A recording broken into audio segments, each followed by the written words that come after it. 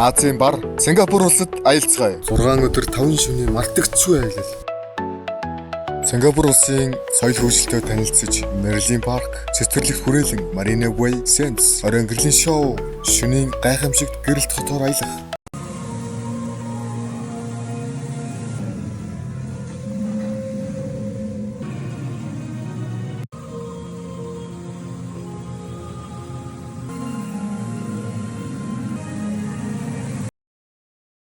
Олон үндэстний хоол, гайхамшиг синтезаарл далайн эргээр аялах, Очир Road, чөлөө цагаараа дэлхийн брэнд дэлгүүрүүдээр шопинг хийх, Сингапур улсын аж амьдралтай танилцах, дэлхийн хамгийн сайхан Changi Airport, олон улсын нисэх онгоцны буудлыг үзэх, аялахыг хүсвэл